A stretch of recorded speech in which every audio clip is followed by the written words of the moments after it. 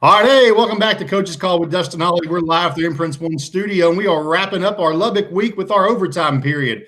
In our overtime period, we got an awesome guest. We've got James Tate, who is the owner of the Sideline Swagger. It's a college apparel company. James, how you doing today? Good, man. How are you?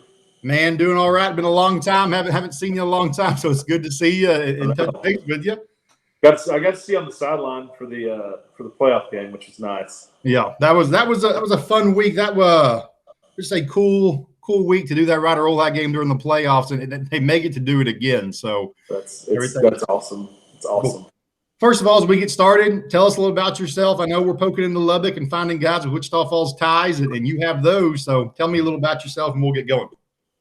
From Wichita Falls, came out here to go to school, left, went to Dallas for a couple of years, and then it sucked me back in out here. I came back out here to open an insurance agency, and I have been out here ever since. So got a couple kids on the ground. Just had a kid 2 months ago. Okay. So we're doing that right now. Very tired around the Tate household. Awesome. I have an 8-year-old, and I think it's all I need. Yes, so, but looking at it, the Sideline Swagger, I think I've told you, I've discovered a lot of new things during the quarantine, and Sideline Swagger was one, and I did not know you were involved. And then obviously I talked to you about it. So tell us about it. I love looking at it. Some cool stuff. Tell us how it got started, and we'll go. Yeah, man. So it's funny. It started, I guess, when we were moving back to Lubbock. I wanted some stuff that I could give away as like a giveaway for doing your insurance with me type deal. So actually, I brought the hat this morning. This is the original hat right here that I made. So it had my website on it and the Texas flag, and so I gave those away, and buddies liked them, and had a couple buddies go, "Hey, I think we can sell those things. They're pretty cool." I'm like, okay. We tried it. We do that, and it's like 5 guys. We don't know what we're doing. We have no idea. We really wanted it to make those visors, like the thick tour visors. These.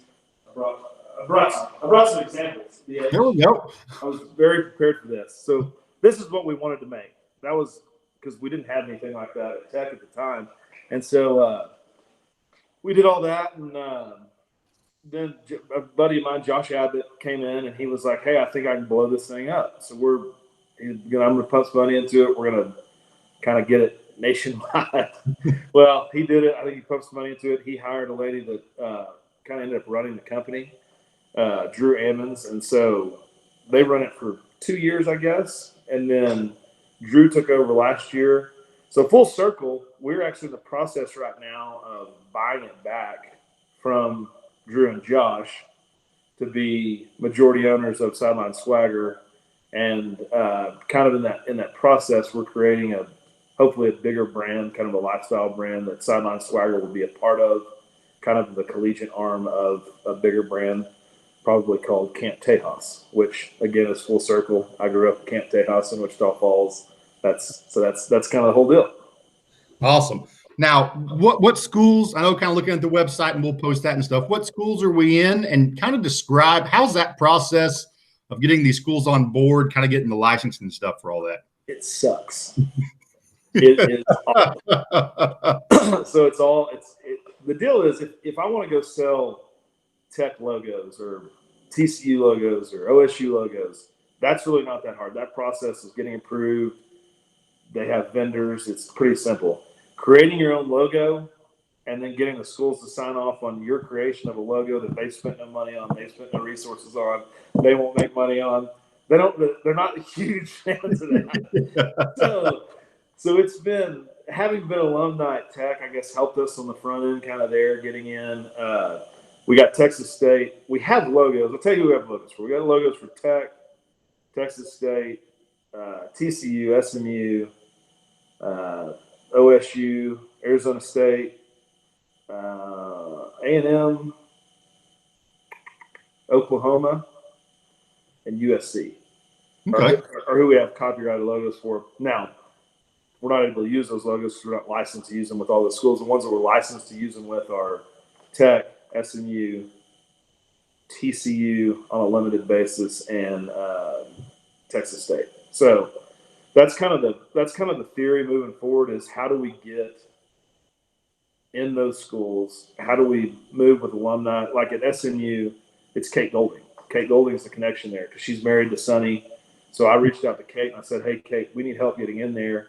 So that's the kind of, if we're bringing our own logo, and SMU or TCU is a good example. They spent millions of dollars creating their brand, that TCU. They only want that used. They only want the frog used. And so you come and you go, hey, well, I got this logo. Can I sell it? They're like, no, you can't.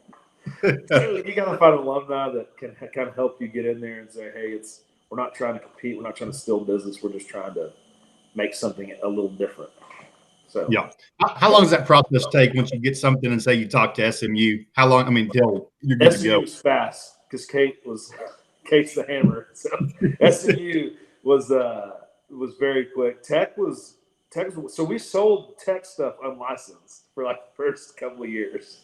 And they're like, okay, you can't do that. You got to pay us on the sales of all that stuff. So we had some money set aside and we paid them and got licensed. And honestly, that's kind of I talked to the guy that runs the Chive, and they did the Bill Murray deal.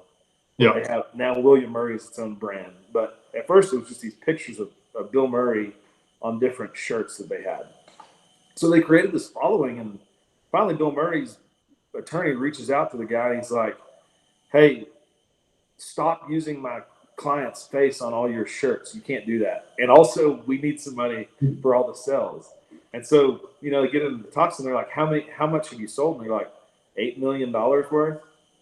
And the attorney's like, do what now? So they had to set aside. And so that's kind of history. And that's what he told me. He goes, it's easier when you're doing stuff like that to go do it, build a following, build a base, make sure you're holding that money back to give to these universities, to give to these people that you're trading on their logo and on their kind of their intellectual property.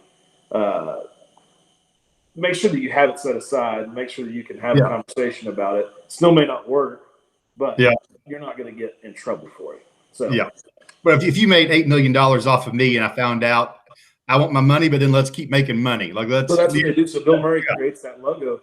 So when they gave him, I think they gave him 20% or 30%. It was like $2 million. But when they gave it to him, he donated it all to charity, and it was like, okay, let's do something together. Yeah, which is it's a cool story, real cool story. So, and now another thing I've discovered during this, I'm telling you, it is a new world for me being at home quarantine. You're like a 78-year-old man. Yes. So pardon my take with Big Cat, who creates Coach Doug's, which everybody's watching Coach Doug's, and your hat ends up on him when he's coaching Texas Tech. Dude, tell me about that. How do we get him the hat? I mean, how and so I've been a big Barstool fan for a while, and Big Cat's always kind of been my guy because we kind of look the same, kind of overweight, mustaches. So he did the Doug's deal. And I didn't know really what Twitch was either. I was kind of in the same bucket as you there. So he's playing video games, live streaming him playing video games, and he's getting like hundreds of thousands of people watching him. Yes, it's mind-blowing, man. I don't understand any of that at all. But he ends up taking the job at Tech because he builds his franchise or whatever. And I reached out to him on Twitter and I just sent him a message, said, hey, I got some stuff I want to send you. And he DM'd me and sent me his address and all that stuff. So I sent him the first run, and we sent him like 2 or 3 hats just to get him to it as quick as we could. Overnighted him. He had it on the next day. The very next day he was wearing it during the rundown. It wasn't even during the Twitch feed or anything. He just had my hat on. And I was like, okay. So then I sent him another set of stuff that was like hats. I sent him some stuff for his kid. I sent him some stuff for his wife. And then I sent him some stuff that I made that wasn't Tech related. It was just some hats that I made for other companies, stuff like that I liked. And he was wearing that in a rundown the other day. I'm like, it's just cool. What's funny is that him wearing our hat, and it was this hat, but him wearing this hat for a week or however long he was at Tech, our sales were almost equal to 2 quarters of the previous year's sales in like a 3-week span in just hats. We had people buying hats that aren't Tech fans.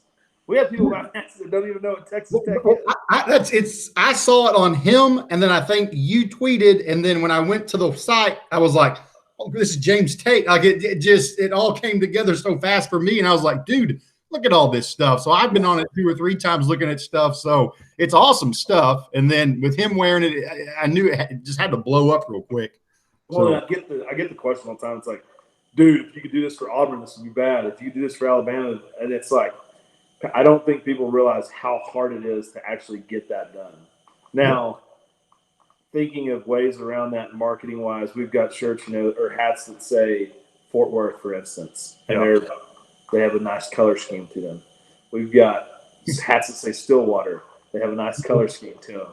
Things like that don't have to be licensed. And so we're trying to create some stuff like that have cool logos, cool designs. They're a little bit higher end that people like wearing that maybe don't have to be licensed because you're not actually trading with their names, which Barstool is the king of. If you go on Barstool and look at their stuff, they've got literally just pictures of Tom Brady on shirts, but they're not saying his name. They're not using, I guess they're using his likeness, but they get away with it somehow. I don't know how they do it. Yeah. They're kind of, and so Big Cat's been kind of cool as far as a back and forth with him personally. I did ask him, I said, how much would it be if you notice this? He never advertised the brand. He never linked our brand or anything like that. Free ad. Right. Well, I said, how much would it cost for us to get you to do that? He goes, about $25,000. I said, now hang on a second.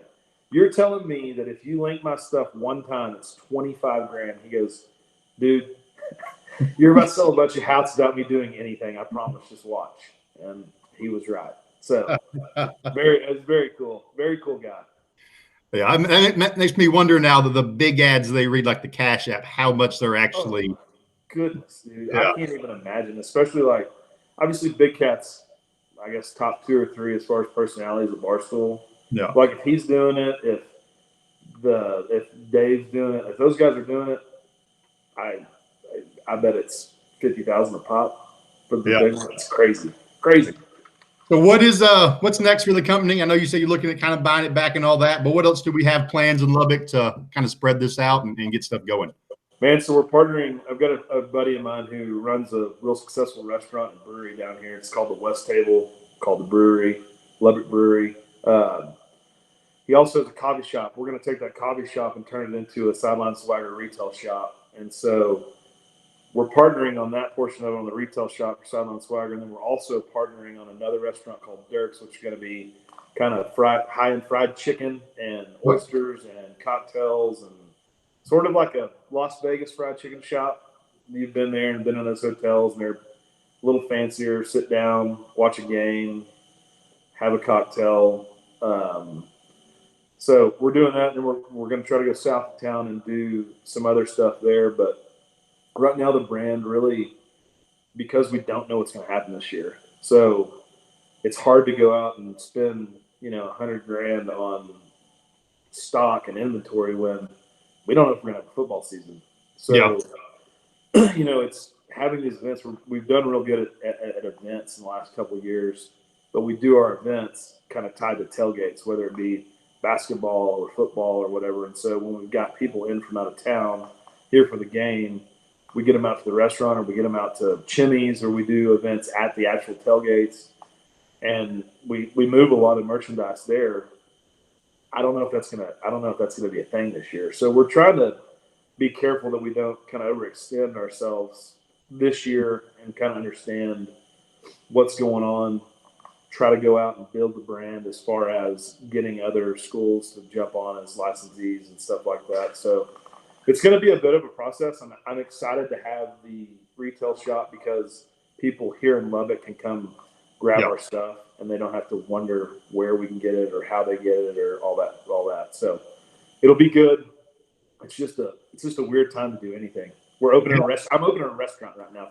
I have a podcast now. Which Of all the things we could do, we got podcasts and restaurants. Yeah. So, and that's what we talk about. Me and Brady Stewart. He does these spices. He sponsors the show. He's in Fort Collins, and we talk about. Can you imagine when we were in high school? you got a retail shop, I got a podcast. He's like the Spice King of Fort Collins right now. And it's brilliant. So I was watching rest of these yesterday, and which was awesome, seeing Bendel and Coach Green and Gar and Jason and all that stuff. I enjoyed it. I couldn't stop watching them all. I was like, will you go to sleep, please? I'm like, I can't. I'm watching these guys. And so but here Brady's got the Spice still, and I got on and I Googled it, and I'm like, oh, I mean, he's really he's selling spice, and he's that's what he does. It's so awesome to me. Yeah, I think he's like in four or five states now. I know he's in Wichita Falls. He's all over Colorado, talking to some bigger markets, bigger supermarkets about getting in there. And it's kind of the same thing, but trying to get in places and pitching people. You're sending stuff. I know he's like partnering with like Elevation Beef now out of Colorado to do like cooking videos. He's just started that like last week. So it's not pretty quick. We're getting off track a little bit, but is the spice still, is that his deal? I know I read this kind of the About Me deal on his website. Is that he was in the food industry forever? Is he still in the food industry doing the spice on the side, or is he full-fledged spice? No, he works at he's like a food engineer, like a cheese plant. If you eat a pizza, a frozen pizza right now, Brady Stewart probably made that cheese. Okay. Had a hand in it. But then he's also on the side doing the spices, and it's been 2 or 3 years, and it's taken off. So I know he's the cheese god of the spice king. Yeah. So so he does a good job. He loves it. I mean, he is always working on it, talking about it, and so it is kind of his passion, and hopefully one day it takes off, and that's all he's doing. So I love it. Yeah. So looking back, and I know you played at Ryder, Tyler Junior College for baseball and all that. Give me, as we're wrapping up, give me a couple stories. Crawford had a good one. I know you heard that one about baseball. Give me a couple stories from back in the day, maybe about playing at Ryder and in college. Okay, so I was watching these, and I'm listening to the stories, and they're all, we all have. There's a wide array of stories that we have from high school. So there's some family friendly ones, and there's some not family friendly ones. But I was giggling listening to Garfield, because the success that Ryder had after we left was incredible, and still is incredible. I mean, it's wild. I guess Ponder got there, and Gar and Bendel, and just a wild amount of success after we left. And so it's cool to hear all these stories because we were good. I mean, we weren't great. We had a lot of fun. The story that came to mind though that made me laugh was Gar was there, but he was the defense coordinator. Gar's probably my favorite coach I've ever played for in my entire life, and he's our defense coordinator. Obviously, I'm offensive. So before our games on Fridays, they'd give us like 2 hours to go get a sandwich or whatever, and then we had to come back to the locker room, and we would sleep. We'd take like an hour-long nap in the locker room and then watch film and then go to Memorial Stadium. So BJ and I, it's my junior year, BJ and I leave, and we've left, and we're going to go get a chew. We're gonna have a chew of Levi Garrett. So we drive to Memorial. We're having ourselves a chew, having a conversation about how we're going to win and what we're going to do and all this stuff. And I'm not paying attention. I'm driving. BJ's got the cup. We're spitting. We're talking. We're figuring it out. And I have to slam on my brakes. And that spit, the cup of spit goes everywhere. And I mean everywhere. I don't get a bit of it on me, but it goes all over BJ. So we get back and we're like, BJ's like, we're really not supposed to be dipping. I'm like, yeah, I know, but whatever. Just go ask Gar what to do. So we walked in and Gar's like, guys, come on, guys. I'm like, Coach, can you just throw his shirt in the washing machine or something? He goes, I mean, it's going to smell like sweaty stuff, but I do whatever. It just made me laugh thinking about Gar and how far everybody's come and how far past that. And everybody's being so serious talking about these stories. But the stories that I remember vividly are stories like that I just loved being part of those teams and being one of the guys. Like that to me is high school sports, and that thinking about it, kind of what we talked about before we started, is that's what I feel sorry for the kids this year that have missed that in their senior year is not being with the dudes. Yeah. Being in the locker room, going to practice, hating practice, just having fun though. Like it was just so much fun in high school being with your boys. And I played football, baseball, basketball, golf, and those are all just so different as far as the teammates that you have in all of them. Yeah. It was just really, really fun. I miss that. I know, there's another story from high school, actually, that you challenged me to a penalty kick contest. 5 of them. And I made 4 of them on you. 4 of them. Because you didn't know I was left-footed. I remember those times. I'll tell you one later. I got challenged on some field goals after during Christmas break by Lucas Addy and Jeff Jacobs and Blake Crothers. Didn't go well. I cashed in on that one. They that sounds like a good way to tear your hamstring, pal. I know it was a long Thanksgiving break. But anyways, wrapping up here, I got 10 questions for you, kind of a Coach Holly shootout. We got some food, some sports, some pop culture. First one, give me the best burger in Lubbock. Where am I going when we get there? Best burger in Lubbock.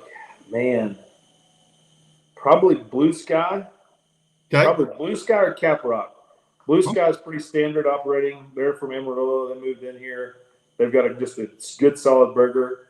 Cap Rock, that's a Lubbock foundation. They've got. You can either get a half pound or you can get 2 quarter-pound patties. The 2 quarter-pound patties is the way to go. Put some cheese in between both patties. Holler at your boy when you see him on the street.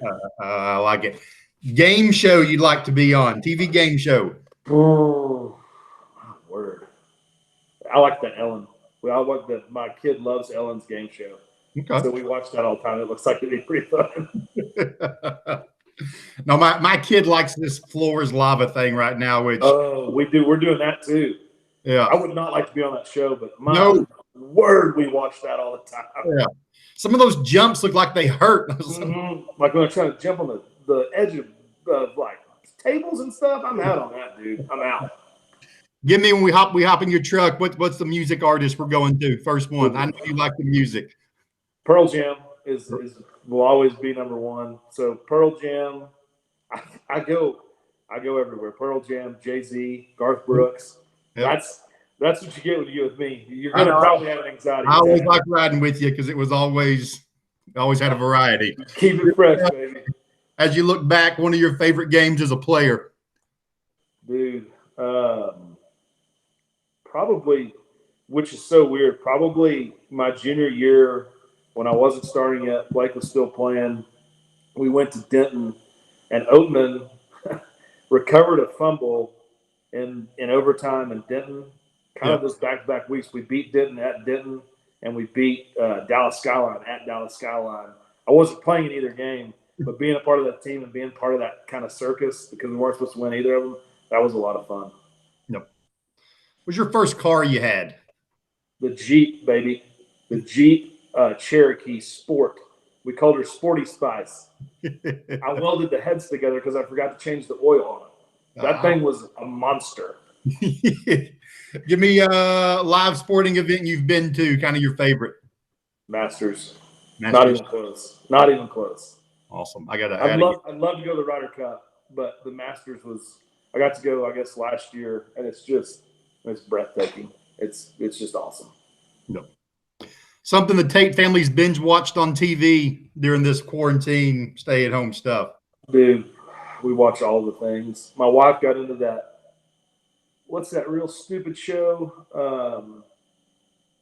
Outer Banks. Is that good? No, it's terrible. It's the worst show I've ever seen in my entire life. It's awful. but we watched it. So there's that. I mean, it's terrible. This is one from me and Crawford. We talked yesterday. Who is the most famous person you have in your cell phone right now? Most famous person I have in my cell phone right now. Gosh, I don't know. Probably Cliff. You got Kingsbury? Okay. Yeah, I'd say Cliff. Yeah. I don't know. Yeah. Probably Cliff. That's funny. I hate Crawford. He would ask you something like that. Yeah. Who plays you in a movie? What kind of movie? My life story? Yeah. Oh man, that is a tough question. I mean, you want to say things like Brad Pitt, but clearly that wouldn't work. Probably like who's the 300 guy? I can't. Butler, Gerard Butler. Yeah. But when he's fat. Okay. Yeah, but when he's chubby. So like, he would be good to play me the whole way through because like he gets fat at the end. That's perfect. Really. And then finally, if Bendel calls you tomorrow, we need you to come back to Ryder. Give me a sport to coach that you haven't coached, but I mean, you probably haven't coached a whole lot of them. So give me a sport you'd like to coach. Well, give me two because I know what one probably is. I mean, golf would be number one. I would love to go. I would love to go coach golf. I've always told Bendel this. So I'm in the fantasy football league with Bendel, which is our draft is at the end of this month. And I talk to Bendel kind of on a weekly basis. There is no one in the world that I would rather be on a coaching staff with than Mark Bendel. I think it would be a absolute blast because he's innovative, he's fun, those kids love him, and all they do is have fun. All they do is win football games and have a good time doing it. And so I think that would be being one of his assistants would be a absolute blast. Yeah. No, I love all those guys are fun down there. I love poking down there in the football office and watching what they're doing, and they're always having it's a good time. So he's doing it, man. Yeah. So I mean he's fun to work for and just fun to hang out with. So he's a good dude. So all right, man. Well, hey, I appreciate you coming on. Look forward to having you on again when this thing's blowing up some more. I mean, I cannot believe it took me this long to discover. We're trying to get a tequila deal started, so we're gonna have tequila the next time. Hopefully, branded tequila. We'll share it. We'll drink through this thing. Okay. See what we can do. So, all right. Well, that's James Tate, Sideline Swagger. It's college apparel. We'll list the link here. It's awesome stuff. Take a look at it. Get you something. Get you a hat. Blowing up. Keep doing what you're doing, dude. I watched a ton of these last night, like I said, and I absolutely love seeing everybody and kind of hearing the stories and seeing what they're doing now is awesome. So keep doing this. It's awesome. Proud of you. I appreciate you. Well, that's Coach's Call with Dustin Ollie. We'll be back with another guest. You're on Coach's Call.